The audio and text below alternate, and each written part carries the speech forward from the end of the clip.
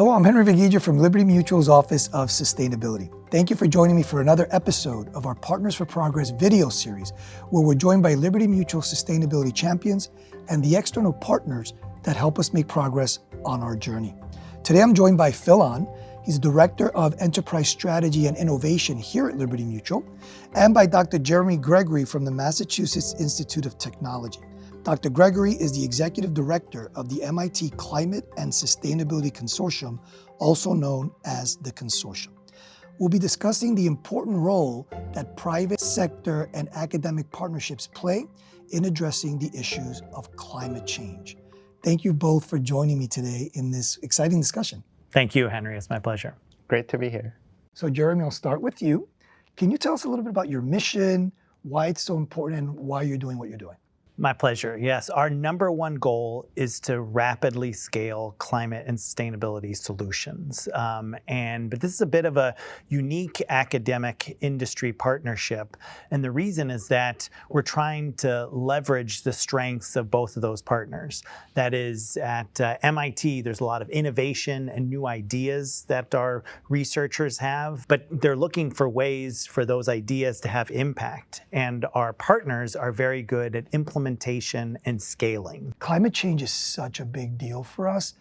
Can you tell us a little bit about why we've decided to join MIT on this journey?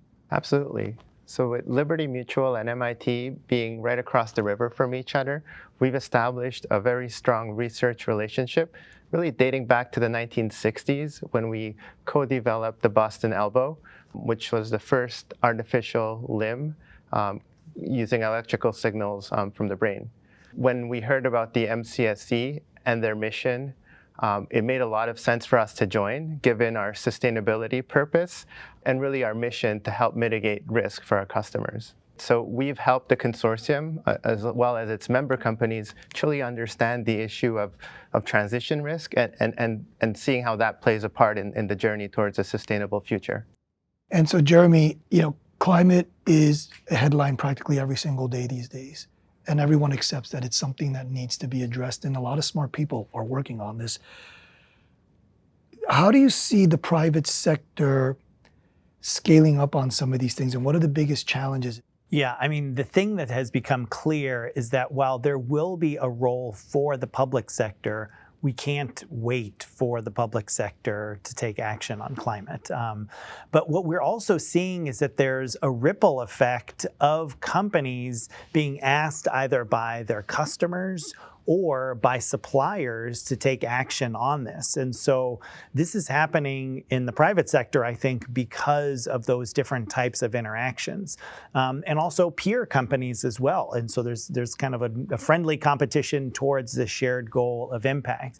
And that is a key part of why we set up the consortium in this way, is that we wanted those interactions that might happen between customers and suppliers, but also across different sectors. Because I think the private sector knows the type of actions that they need to take, but often really making that happen benefits from having cooperation across different sectors. So, Phil, what Jeremy just said is a perfect segue to talk a little bit about our purpose, right? At Liberty, we say we exist to help people embrace today so they can confidently pursue tomorrow. So in my mind, these kinds of partnerships make perfect sense.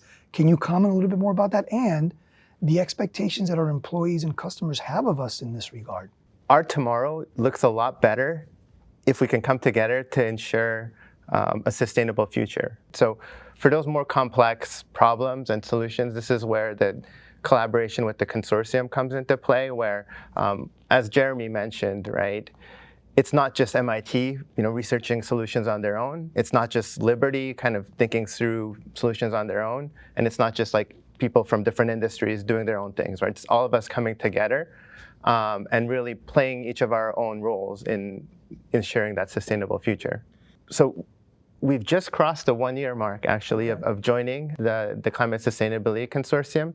And I can say I'm truly excited at the results from the first year of research and looking forward to applying some of those learnings and applying them at Liberty. Jeremy, can you comment on the work streams? Because I know you focus on a bunch of different areas, but give us a flavor for what that looks like.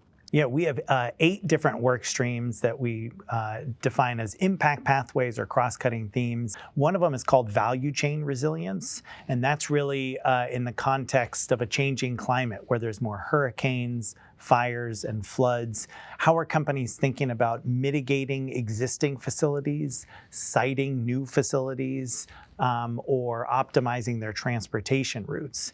And so many of our companies are very good at understanding what the context is for today to be able to make those decisions. But what about in 5 years, 10 years, 15 years when the climate is going to be affecting our roads and the sort of risks that our buildings face? So Phil, in terms of our stakeholders, obviously this partnership is here to serve them. So can you talk a little bit about how this stuff comes to life with our key stakeholders?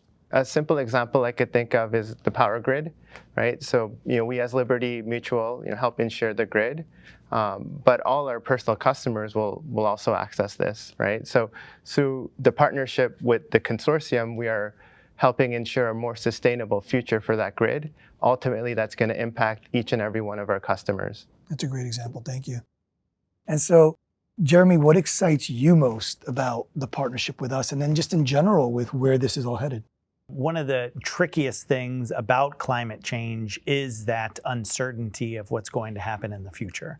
And when you have to make a decision under uncertainty, that's like just about the definition of risk, right? And so as I mentioned, that's why we were delighted when Liberty Mutual joined, because that is literally your job is, right, to evaluate risk. We can't do the same thing we've been doing and expect different results. We need different types of approaches to get those transformational results that we need. We always believe that there's no one group that can go it alone on this. I mean, these complex problems are so large that it's going to take public, private, academia, and it's good to see how 1 year in, this is something that we can all truly be really excited about. Thank you both for being here, and I really look forward to how this continues to evolve in the future.